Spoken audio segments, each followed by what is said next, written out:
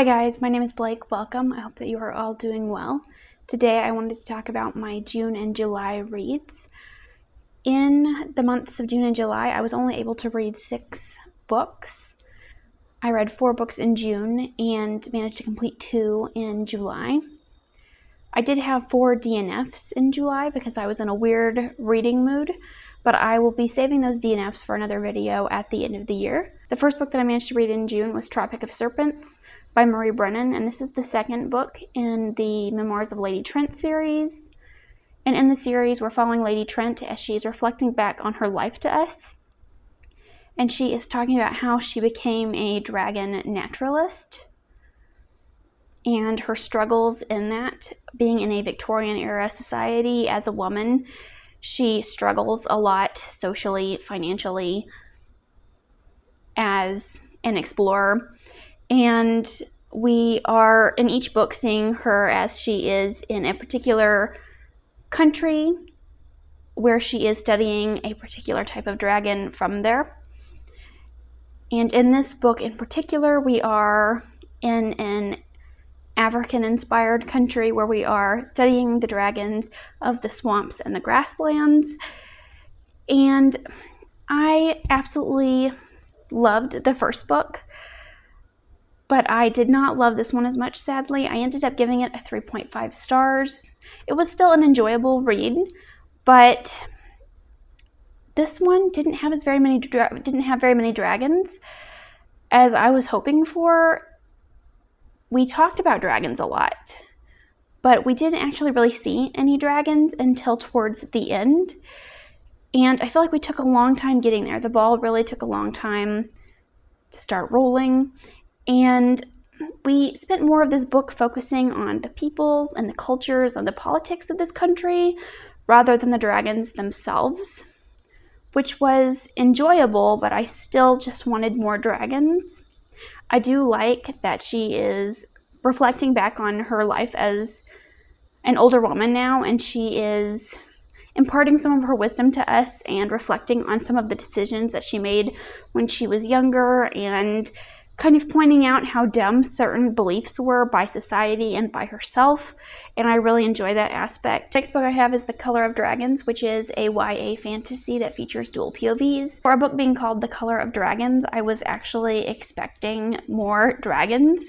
We had like 1 dragon in this book that had 3 or 4 appearances, and that was it. This book did feel like it was on the younger side of YA. I would say it almost feels more middle grade. And we're following these 2 characters, Maggie, who grew up on the streets and she's just discovered that she has powers, and Griffin, who is the king's champion and he slays dragons. And Maggie's chapters were told in first-person POV, and Griffin's chapters were told in third-person POV. And that was a little weird for me. It kept pulling me out of the story. I absolutely didn't enjoy it at all. I ended up giving it 2 stars. I feel like it was just never able to catch my attention.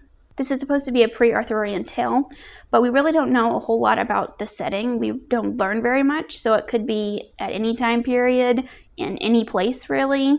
The setting, the world building, the magic system, the characters, nothing is explained.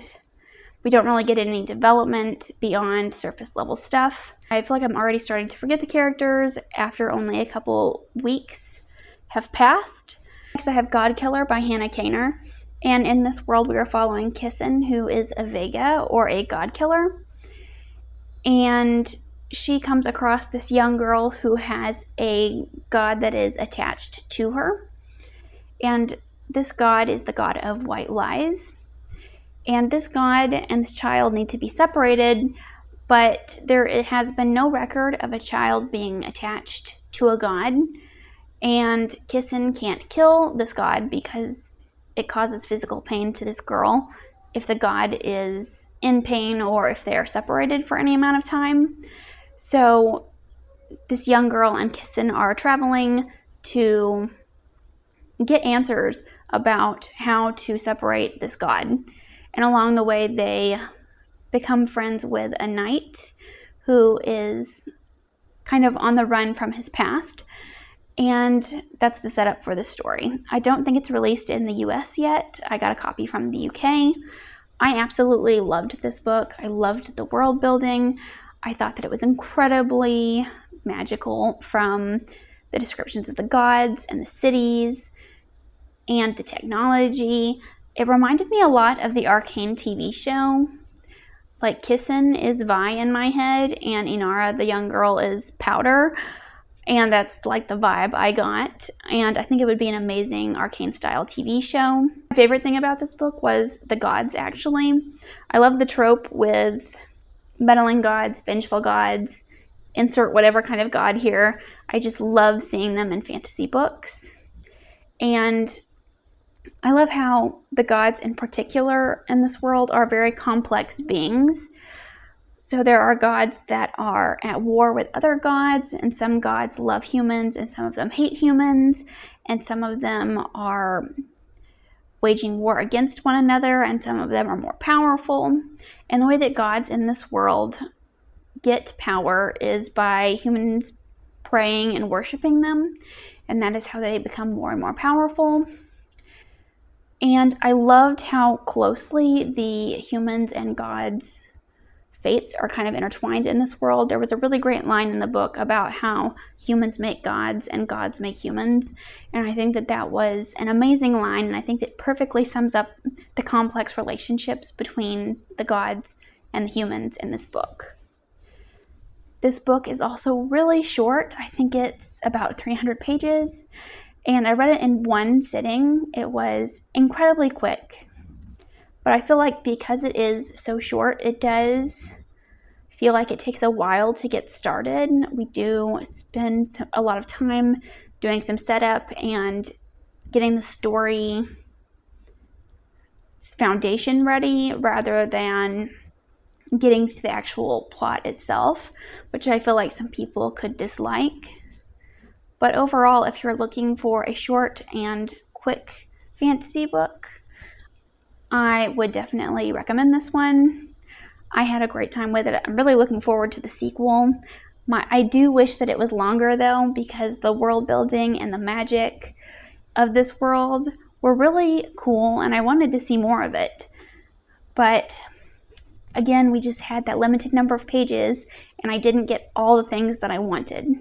And the last book that I read in June was Last Argument of Kings by Joe Abercrombie. And this has been one of my favorite reads of the year. I gave it 5 stars. It was amazing.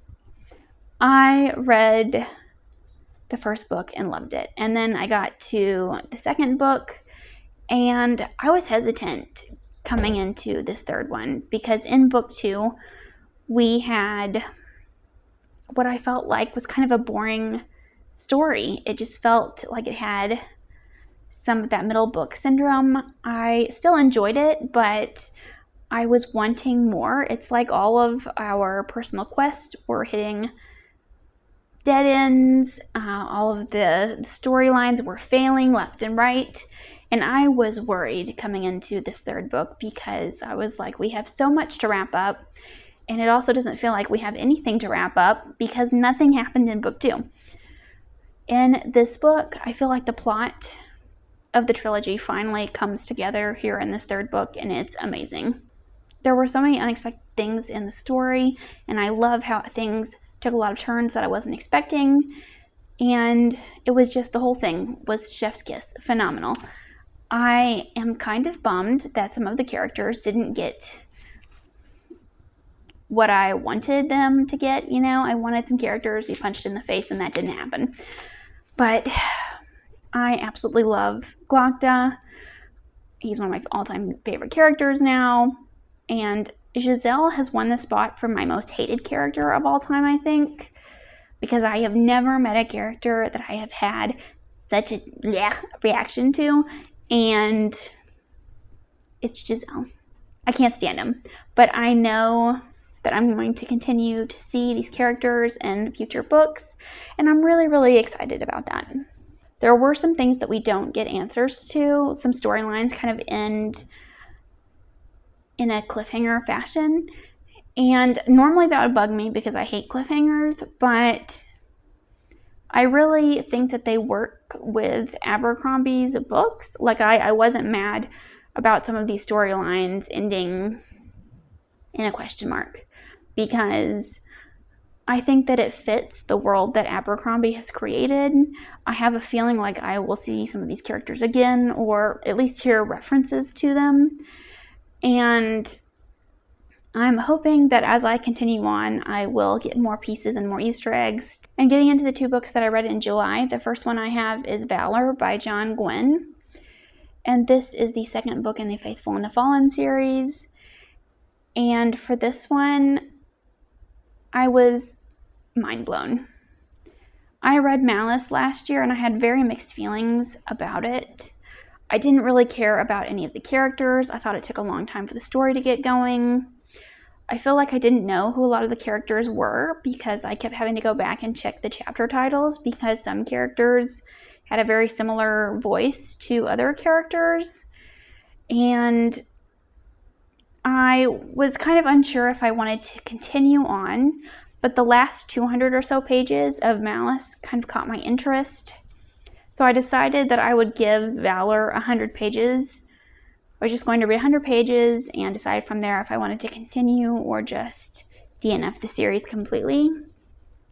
And I am shocked to say that I ended up loving Valor a lot more. It was a complete change in my feelings.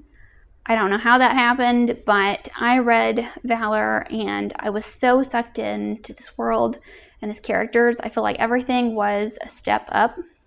From the plotting to the pacing, everything was much tighter. The story was much better. I liked the characters more, and I actually know who the characters are now.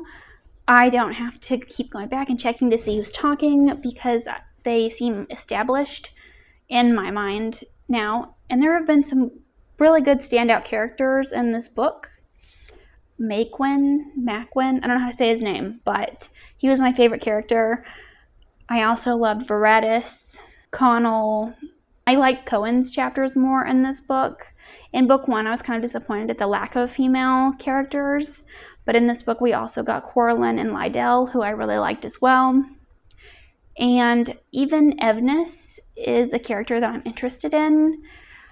I definitely don't want to say that I like his character because he is a disgusting and despicable human being, but I did enjoy reading his chapters because he is kind of unhinged, and I think he's going to do what's best for him. So I think it's going to be interesting to follow his chapters because I'm not really sure what he's going to do next, and that's always fun to follow. There were just some great scenes in this book.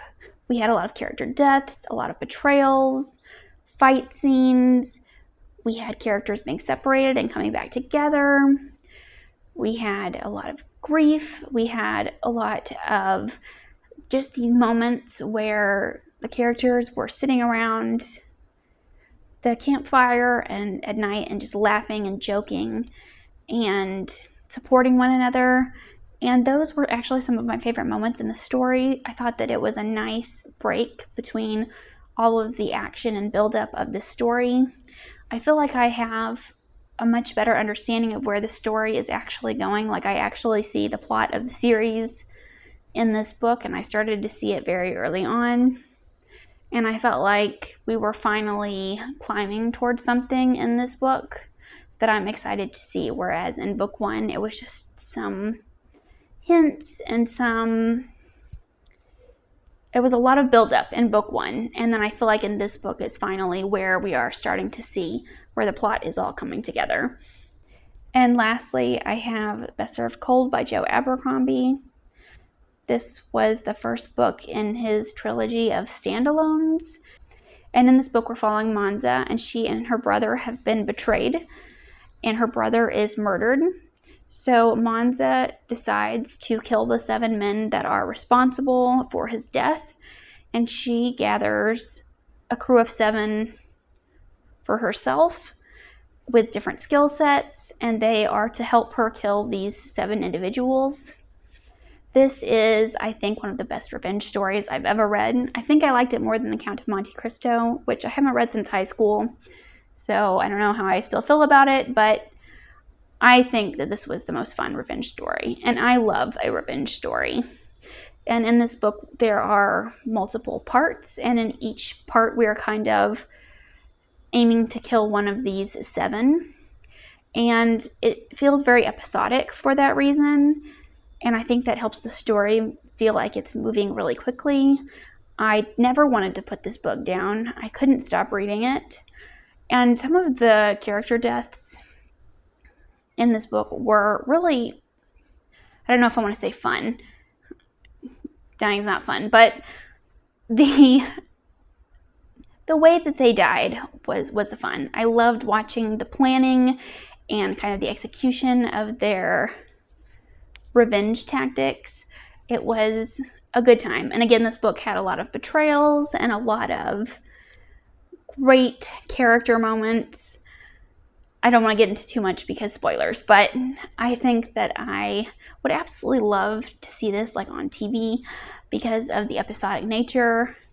And we see a lot of characters from the original trilogy kind of make an appearance, and there are a lot of Easter eggs and hints, and I loved seeing those. I'm really glad that I chose to read this right after the trilogy because I don't think it would have hit the same if I had read it in any other order. I am very conflicted though on the end of this book, particularly following a certain character. I think I'm going to give it a 4.5 because of that. And that character in particular is Shivers. He was a character that was in the original trilogy, and he kind of gets more of a spotlight in this book. And my friend that I buddy read this with, she and I talked about this a lot, but I'm still thinking about it, and I still feel very conflicted and on the fence about how his character arc goes. I'd be really interested to hear other people's thoughts on Shivers' character arc. But those are all the books that I read in the months of June and July. Let me know if you have read any of these and what your thoughts were because I would love to know. Thank you so much for watching, and I'll see you again with another video soon.